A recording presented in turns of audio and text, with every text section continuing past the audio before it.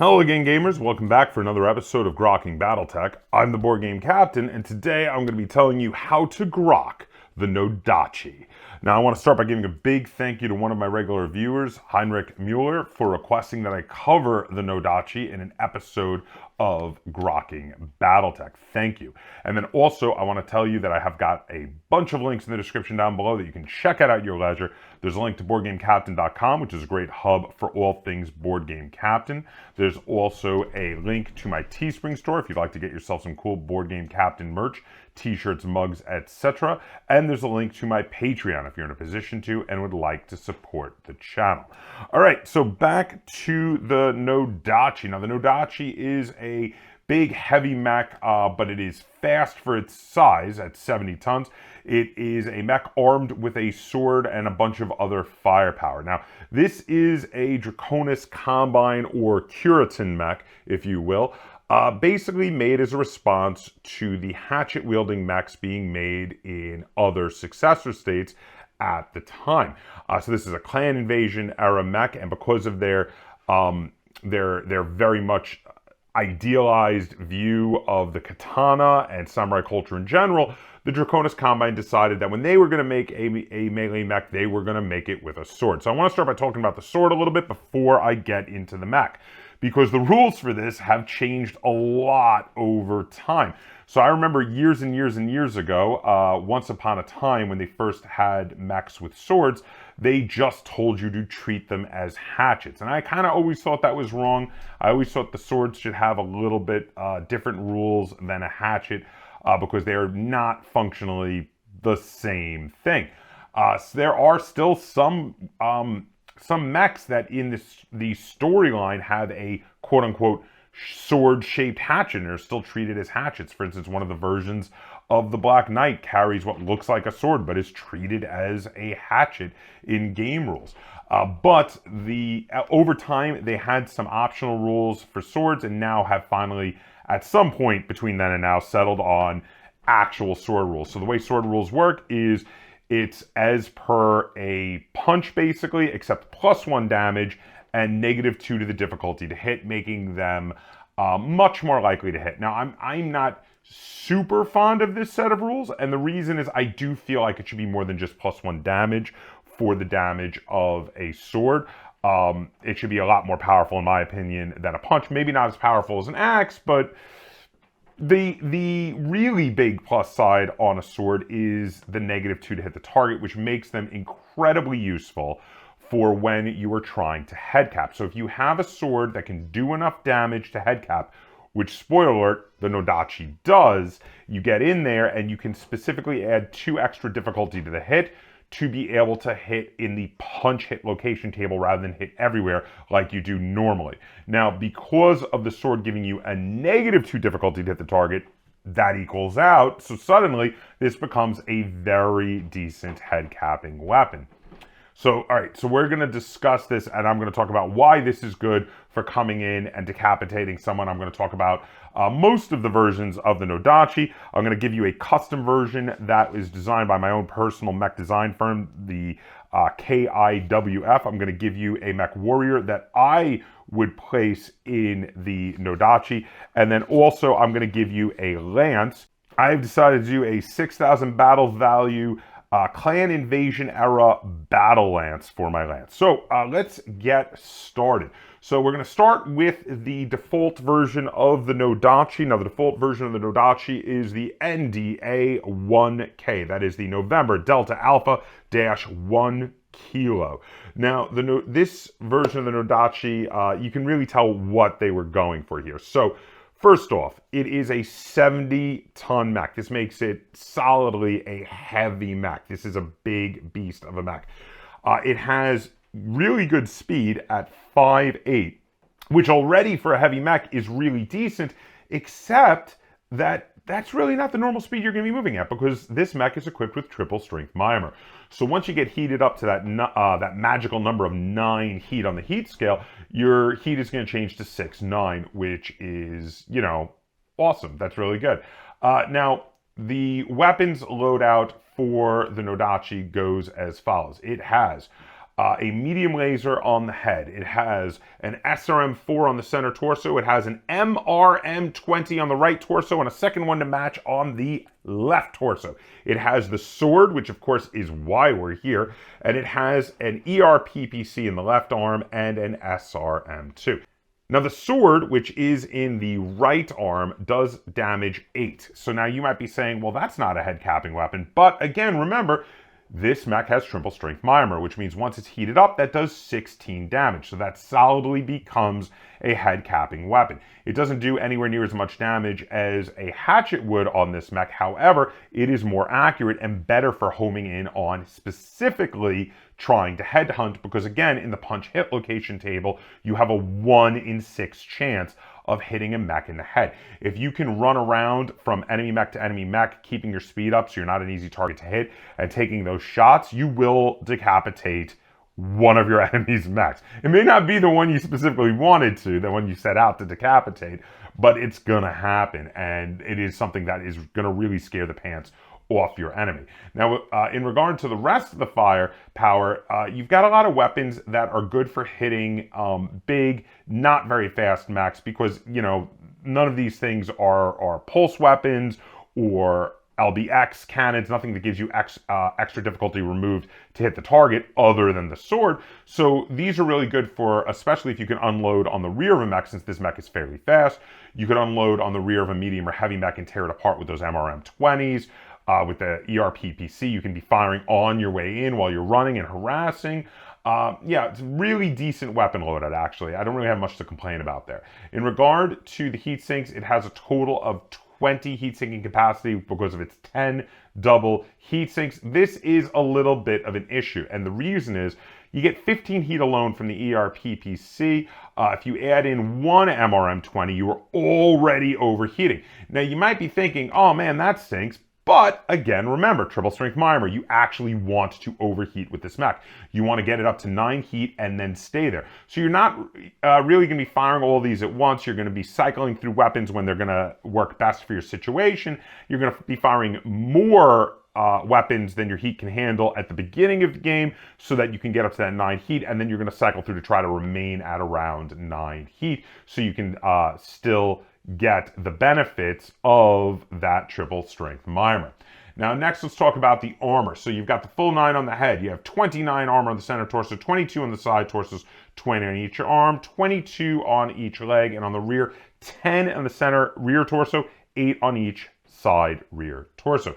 So this is not too bad, especially for a mech that is going to be moving as fast as this mech moves.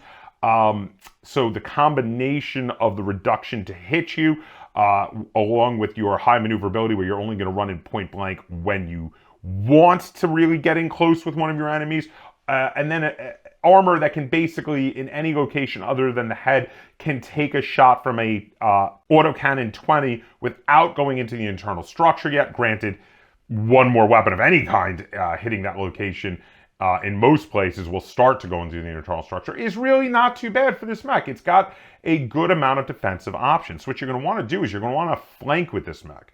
You want to come around the flank so you can reduce the number of enemies that can draw targets on you, at least targets at decent range. You're going to keep your distance until you want to run in and match swords with that mech on the end. You're going to come in, you're going to unload on him, and you're going to go for the decapitation attack. If you miss, because you want to keep your movement high, you're going to run in behind enemy lines, suddenly giving your opponent a panic feel of, oh my god, there's something in my rear arcs that can dish out a ton of firepower. And you're going to make them have to decide, are they going to turn around to deal with this and possibly present their backs to the guy with the Gauss rifle who's also in your lance. That's kind of how you want to use this mech. So let's talk about some of the variations. So the next version I want to talk about is the NDA 2K.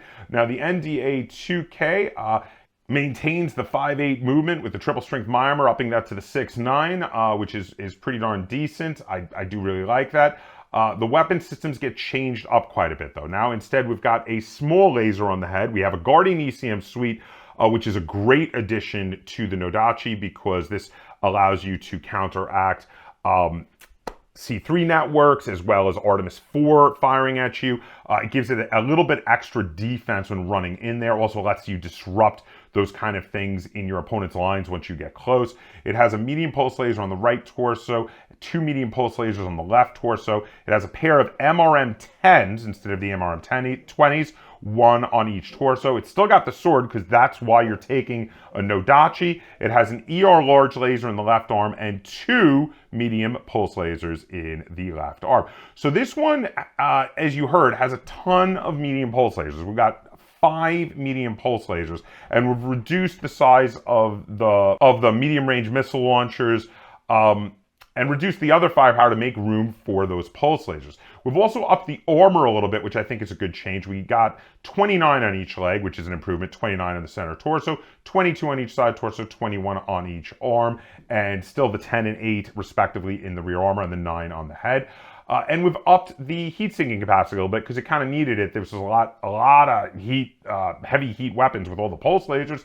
We have 11 double heat sinks for a total of 22 heat sinking capacity. So I really like this version.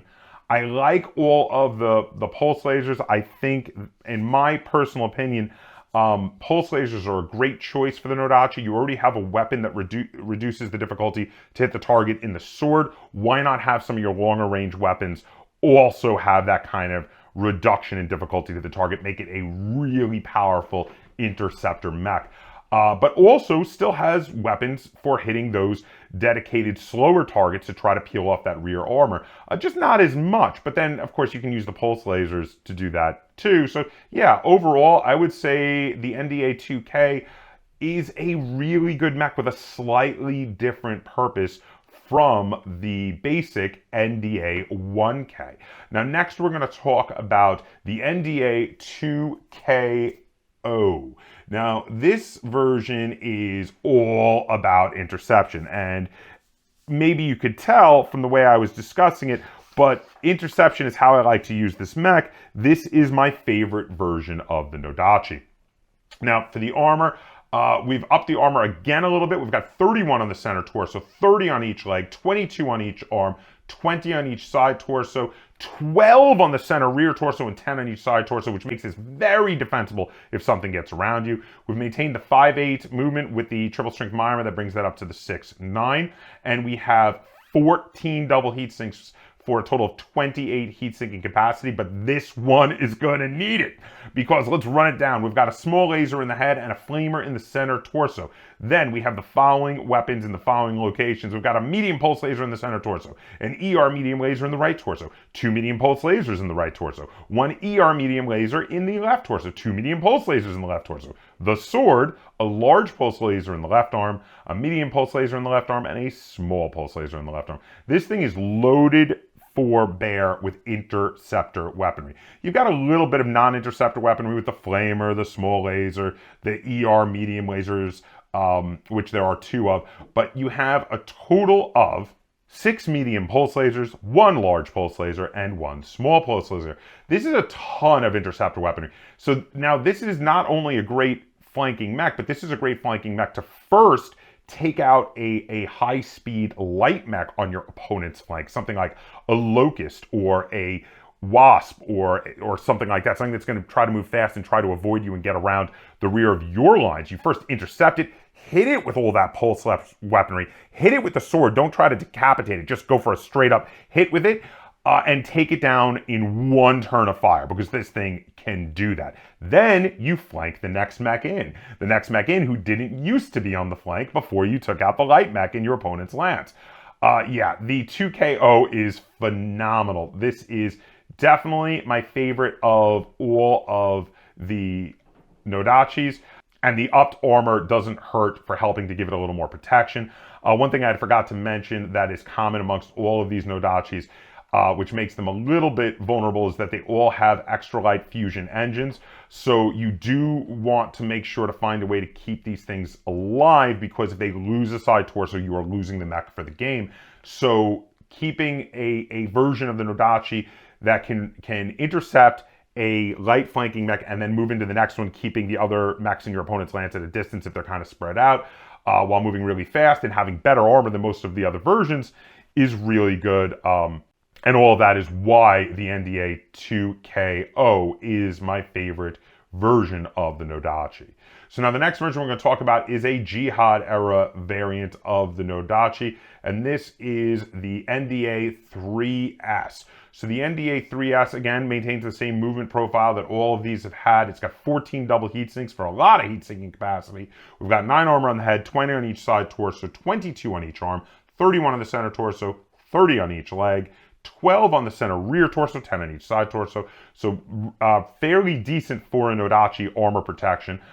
Then we have a small laser in the head, a Guardian ECM suite, which, as I mentioned in one of the previous versions, I'm a fan of putting this on a no-dachi. It's got an ER medium laser in the right torso, a medium pulse laser in the right torso, a small laser in the right torso, and then we have a ER medium laser, a medium pulse laser, and a small laser all in the left torso. This version has a mace instead of the sword.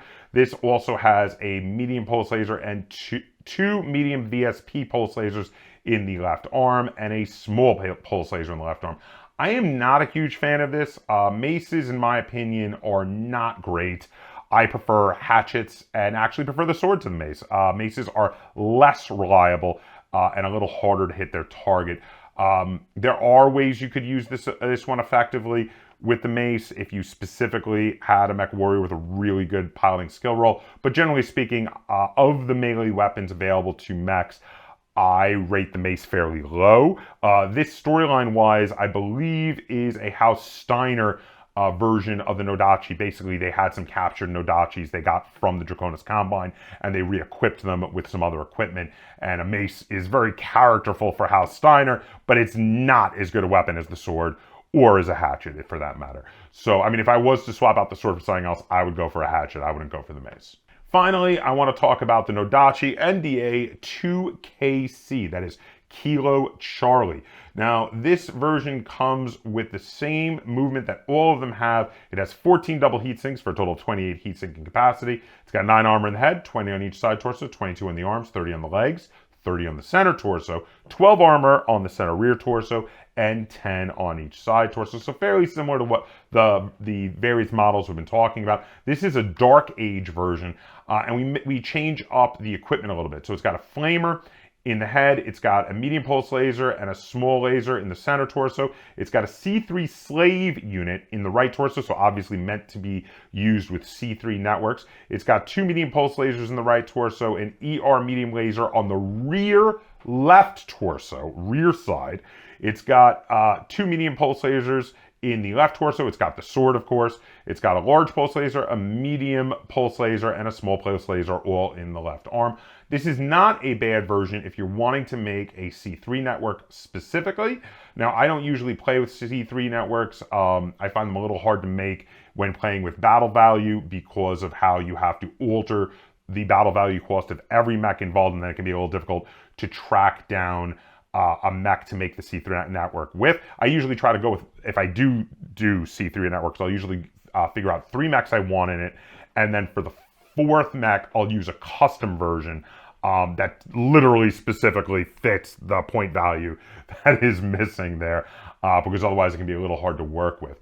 But if you are doing a C3 network, this is a really decent version of the no-dachi for a C3 network, because this is going to be the mech that's going to run in point blank to be able to spot for your other units in the C3 network, to be able to let them fire as if they were at close range with the targets. And that is really awesome. That can be absolutely deadly, and this mech, as part of your C3 network, can really be a force multiplier, because it's a mech that can come in close and survive in close with the enemy. So whatever mech it gets in point blank range with, if you concentrate fire on it, you're going to make it go away in one turn. Even a fairly large mech would vaporize with a combination of being hit by the no-dachi and everybody else hitting as if they were at close range.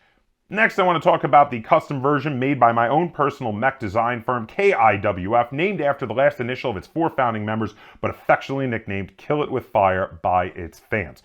So this is the no-dachi NDA KIWF. So I decided, because actually I really like the Interceptor versions, but they've already been done, and there wasn't a whole lot I could add to those versions, I decided I wanted to do a different version of the basic one, the one that's going to run around the flank and try to get in the rear of your enemy's biggest mech and tear off all of its rear armor or possibly decapitate it with the sword. So instead of going for interceptor weapons and pulse weaponry, I decided to go with a different mix of weapons that I would prefer for tearing off rear armor instead of, say, the MRMs, especially since the MRMs give you ammo, which is often in the side torso areas, which are already vulnerable because of the fact that you have a extra light fusion engine in there, and it can be very worrisome about taking a hit to ammo in your torsos. So instead with this mech, I wanted to focus in on a lot of energy weapons, especially since you want energy weapons in this mech anyway to heat it up. So that's what I was going for here with the no-dachi NDA KIWF.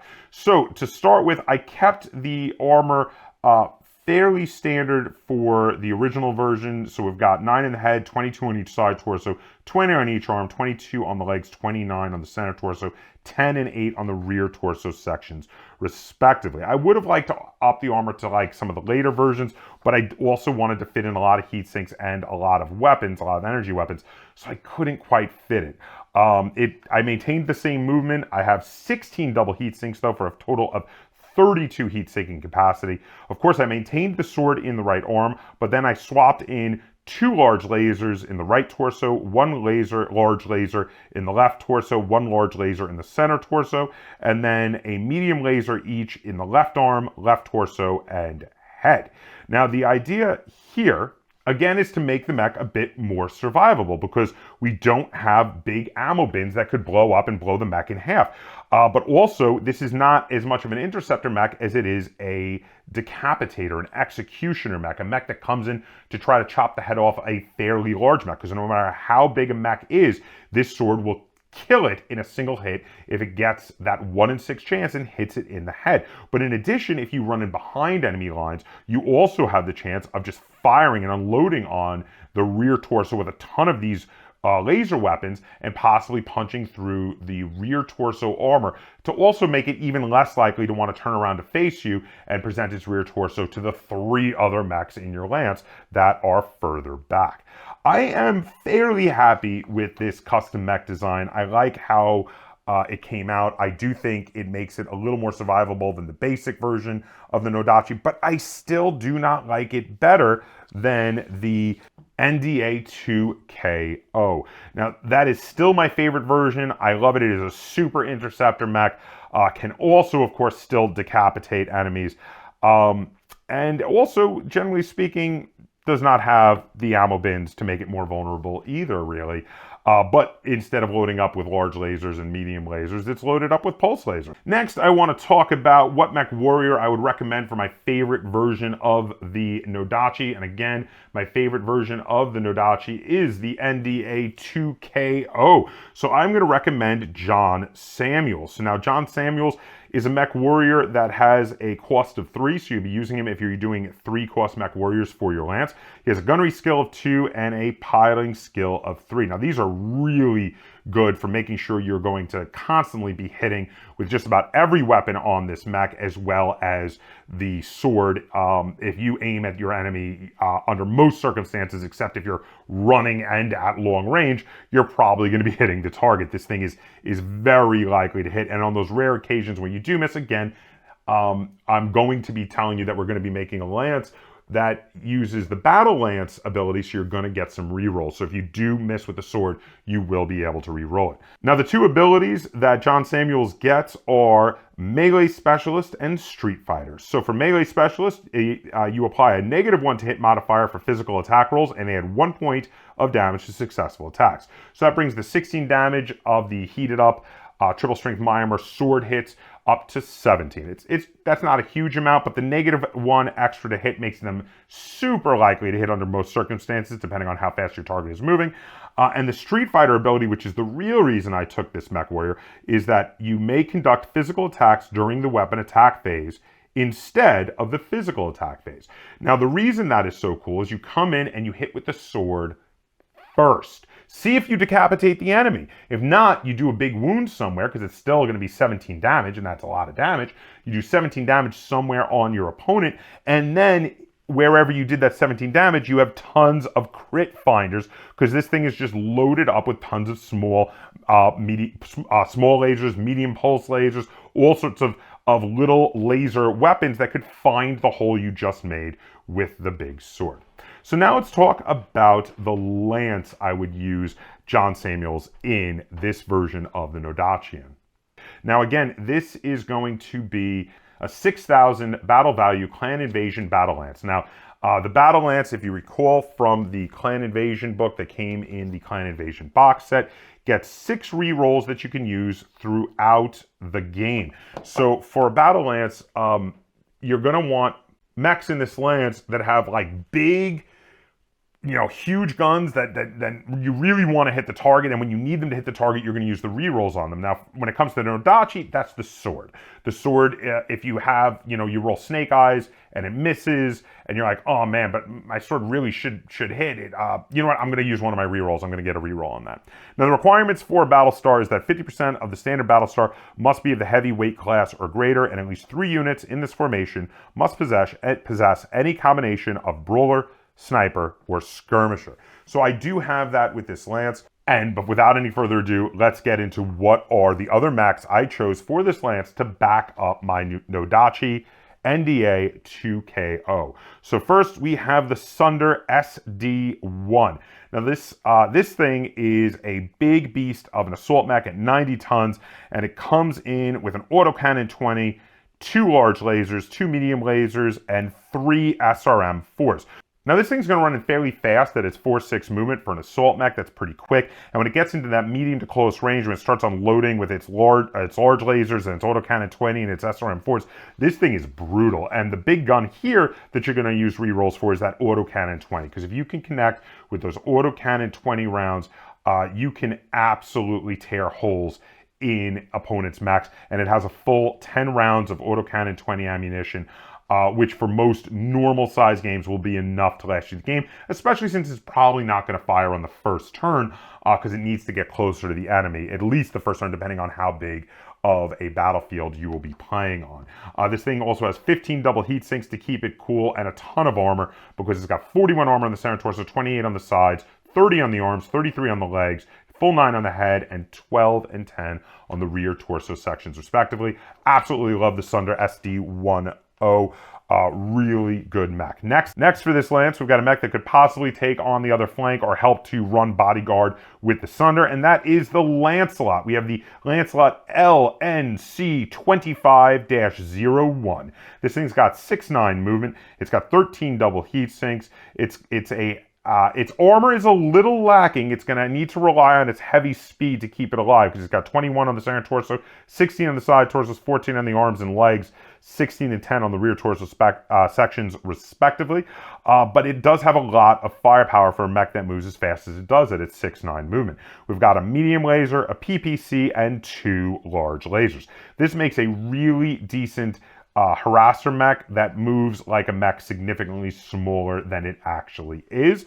And it's actually a mech that probably is going to be overlooked by your opponent when you have so many other big guns on the table. Because the final mech that is filling out this lance is the 50-ton Hunchback HBK 5N. So now this is a brutal medium mech with an autocannon 20, 2 medium lasers, and a small laser. But in reality, it's all about that autocannon 20. Sure, those other weapons can be used to find the holes that the autocannon 20 punches, but this thing moves at its 4-6 movement also, tries to run on in, so it can go, at the same speed as the Sunder with a second autocannon 20, and is again part of the reason why your opponents are going to be deathly afraid of turning around to deal with your no-dachi once it gets behind them, because you have 2 autocannon 20s bearing down on them. If you hit a rear torso section with one of those autocannon 20s, it's going to be lights out for most mechs. It's going to tear them apart. Its armor is also not bad for a medium mech with 26 on the center torso, 20 on each side torso, 16 in the arms, 20 in the legs. The rear is kind of lacking with 5 and 4 respectively, but it does have 13 double heat sinks, which keeps this mech super, super cool. So that's it. That is how I would grok the no-dachi. So I want to give a big thank you again to my viewer Heinrich Mueller, who requested that I cover the no-dachi for an episode of Grokking Battletech, because I really did enjoy diving into the research for the no-dachi. It's a really different sort of melee mech. The sword rules make the no-dachi very different than a lot of the hatchet-wielding mechs I've been covering recently on the channel. A lot of people have been requesting a lot of melee mechs, which is why there have been so many of them appearing on the channel of late. Yeah, but I really had a lot of fun with this. So let me know if you have a different favorite version of the no-dachi. Let me know in the comments down below. Let me know what you thought of this episode, also in the comments down below. And if you have a request for a particular mech or vehicle you'd like me to cover from Grokking, for an episode of Grokking Battletech that I have not covered already, feel free to request them in the comments down below. And if you enjoyed this video of Grokking Battletech, be sure to give it a like, share it on all forms of social media. And if you haven't already, please subscribe to the Board Game Captain. That's Captain spelled with a K on YouTube. And until next time, game on.